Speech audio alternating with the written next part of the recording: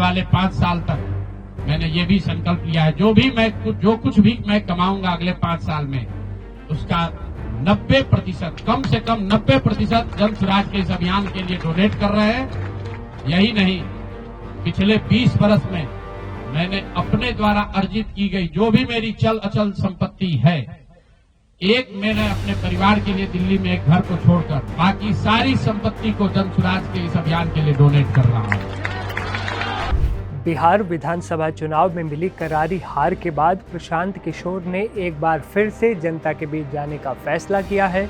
चंपारण के भितिहरवा गांधी आश्रम में 1 दिवसीय मौन उपवास के बाद जन स्वराज के संस्थापक ने ये घोषणा की है कि 15 जनवरी से वे एक बार फिर से बिहार संकल्प यात्रा की शुरुआत करेंगे।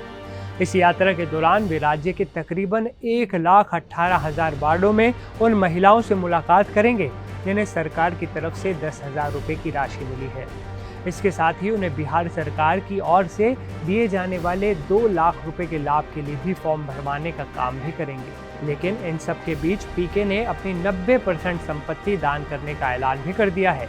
बता दें कि प्रशांत किशोर ने बीते साल नवंबर की शुरुआत में ये खुलासा किया था कि उन्होंने 3 साल में करीब 241 करोड़ रुपए कमाए हैं, जिसमें से 99 करोड़ रुपए वो जन स्वराज पार्टी को दान कर चुके हैं। पीके के मुताबिक उन्होंने अपनी आय पर 31 करोड़ रुपए का जीएसटी और 20 करोड़ रुपए का इनकम टैक्स भी जमा किया है। मीडिया रिपोर्ट्स के मुताबिक फिलहाल उनकी संपत्ति 55 से 60 करोड़ रुपए के करीब बताई जाती है। बता दें कि बृहस्पतिवार को पटना में जब बिहार के मुख्यमंत्री नीतीश कुमार का शपथ ग्रहण समारोह हो रहा था, उसी वक्त जन स्वराज के संस्थापक प्रशांत किशोर पश्चिमी चंपारण के भितिहरवा गांधी आश्रम में 1 दिन का मौन उपवास रखे हुए थे, बैठे हुए थे। यहीं पर एक सवाल के जवाब में पीके ने एक बार फिर से नीतीश कुमार कैबिनेट पर हमला बोलते हुए कहा कि ये बिहार की जनता के मुंह पर तमाचा है, घाव पर नमक छिड़कने जैसा है। कुछ लोगों को सिर्फ इसलिए मंत्री बनाया गया क्योंकि उनके पिता राजनीति में हैं। भ्रष्ट और आपराधिक पृष्ठभूमि वाले लोगों को भी शामिल किया गया।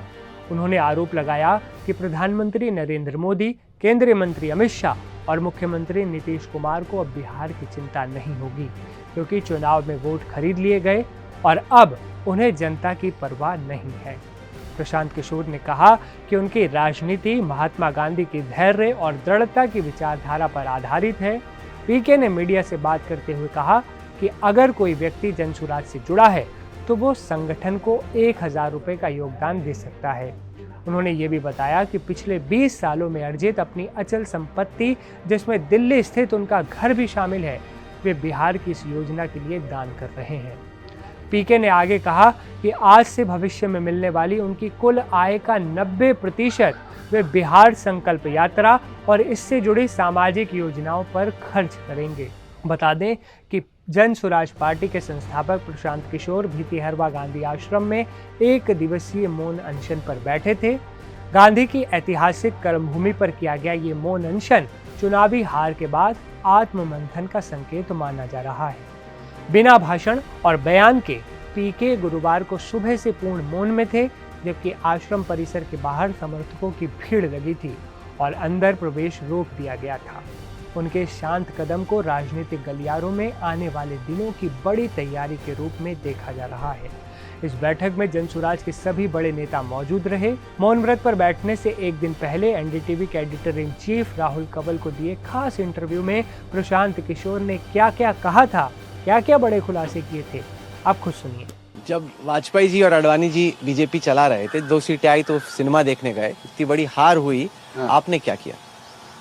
मैं अपने यहाँ घर पे बैठ के रिफ्लेक्ट कर रहा हूँ, कहाँ क्या गलत हुआ, लोगों से कुछ मिलने का प्रयास कर रहा हूँ।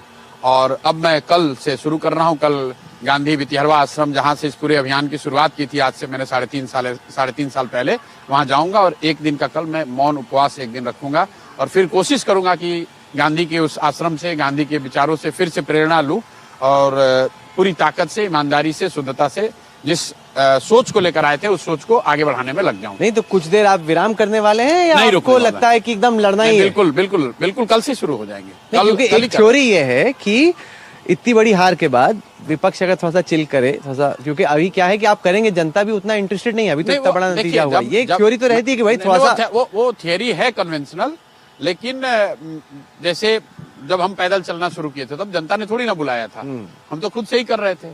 तो जनता एक्साइटेड है कि नहीं है वो तो जब जमीन पे जाऊंगा तभी पता चलेगा, लेकिन हम लोग तो कल से ही शुरू, मैं कल से फिर से अपने काम में लग जाऊंगा। नहीं, पर चुनाव लड़ना, संगठन चलाना बहुत महंगा है और मुश्किल भी है। आपको लगता है 5 साल आप में मादा है लास्ट करने का? मादा मैंने 10 साल कहा है, उसमें 3.5 साल निकल गए। 10 साल आप अब बोलने लगे? नहीं, इस बार हार होगी, पहले कहा आप 10 साल कर रहे थे। कोई ऐसा इंटरव्यू नहीं है पिछले 3 साल में जहां मैंने नहीं कहा है कि मैं। कांशीराम को भी 9.5 साल लगे। नहीं, मैं कांशीराम जी तो बहुत बड़े लोग थे।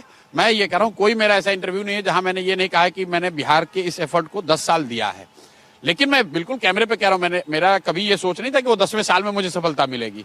मेरा कन्विक्शन था कि 3 साल में इसको हम क्रैक कर लेंगे। नहीं हुआ, फिर से लगेंगे, उसमें कोई दिक्कत नहीं। तो क्या अलग करेंगे? क्योंकि जो आपने एफर्ट किया उसका तो कोई नतीजा आया नहीं। तो ये ऐसा पीके बिहार 2.0 1.0 से अलग कैसे रहने वाला है? अब कैसे अलग रहने वाला है वो तो आप जब मैं करना शुरू करूंगा तो आप देखेंगे उसकी रणनीति और क्या करना है, क्या बेहतर करना है, वो सब कुछ सोचेंगे, देखेंगे। लेकिन एक जो चीज है ना राहुल, जो कंपाउंडिंग है, तो पहले आप 0 से कंपाउंडिंग करके आज 20 लाख पर पहुंचे हैं। अभी मेरे पास वो 20 लाख की पूंजी है, नहीं, उसके साथ काम करना शुरू करेंगे। आप ये जो बार बार बोल रहे हैं ना 20 लाख की, उस पे एक दूसरी थ्योरी है पॉलिटिकल, वो ये कि भाई इनमें कई सारे तो कैंडिडेट्स ऐसे थे जो कैंडिडेट के दम पे अदर्स का जो इंडिपेंडेंट्स का वोट आता है, अगर इनमें से कई इंडिपेंडेंट लड़ जाते हैं, जैसे आपका मेरे से ज्यादा वोट लाते हैं तो वो ले लेते। तो आप बोल रहे 20 लाख कोई पीके का या जन स्वराज का वोट थोड़ी, उसमें से बहुत बड़ा हिस्सा तो कैंडिडेट्स का भी है। कुछ सीटों में तो 755 वोट आए। आप वोट को हटा दीजिए। आज जन स्वराज, पहले जब मैं 2021-22 में आया था तब तो लोगों को ये बताना था अच्छा कौन प्रशांत किशोर, कौन जन स्वराज। तो आप वोट को अगर हटा भी दें तो कम से कम पूरे बिहार में लोग जानते तो हैं कि अच्छा जन स्वराज है। एक दल है जिसको एक भी सीट नहीं मिला, यही जानता होगा, लेकिन जानता तो है कि अच्छा ये प्रशांत किशोर है जो बोल रहे थे जिनको वोट नहीं मिला, ये जन स्वराज जिसको सफलता नहीं मिली। तो एक मेरी वो पूंजी तो है कि आज पूरे बिहार में एक नेटवर्क, एक संगठन, चाहे वो कितना भी कमजोर हो, एक संगठन है, बात पहुंची है। और जो एजेंडा हम लोगों ने सेट करने की कोशिश किया है वो राजनीतिक डिस्कोर्स का हिस्सा बना है। चाहे आप जीते भी हैं तो जो आप कह रहे हैं कि अमित शाह कह रहे हैं कि हमने लोन दे रहे हैं, और नीतीश कुमार कह रहे हैं कि हम ये मदद कर रहे हैं, जो भी जिस तरीके से भी कहिए, या तेजस्वी यादव ने जो कहा कि मैं नौकरी दूंगा, बोलना तो सबको पड़ा है पलायन पर। आप भी यहाँ चुनाव कवर करते रहे, 15 में मैंने भी यहाँ चुनाव करवाया है, पलायन पर कभी चुनाव नहीं हुआ है। इस बार पलायन मुद्दा रहा है, रोजगार मुद्दा रहा है, तो उस पूंजी को लेकर आगे बढ़ेंगे। जो माइग्रेंट्स आए भी, उन्होंने भी तो भाई अपनी जाति पे ही दिया ना। उनमें एक ये फीलिंग थी कि क्या पीके के बारे में सोचने के बाद उन्होंने नहीं दिया। नहीं दिया मैं ये नहीं कहूंगा किसी ने नहीं दिया, लेकिन उसमें बहुतायतों ने नहीं दिया।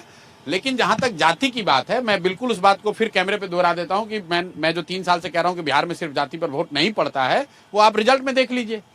जिस जाति के जितने लोग जीत कर आए हैं, सबसे ज्यादा बिहार में सवर्ण जीत कर आए हैं, सबसे ज्यादा कुर्मी जाति के लोग जीत कर आए हैं। तो अगर सिर्फ लोग जातियों पर ही वोट देते तो ये लोग कैसे जीत कर आते? नीमो का इफेक्ट है। नहीं, नीतीश भी है, मोदी भी है। वही जो मैंने कहा कि लालू जी के डर से जिन लोगों ने लालू जी को रोकना था, उन्होंने, चाहे वो किसी जाति के थे, उन्होंने एनडीए के कैंडिडेट्स को वोट दिया। जिनको 10,000 रुपए मिल गए थे वो किसी भी जाति के थे, उन्होंने एनडीए को वोट दिया।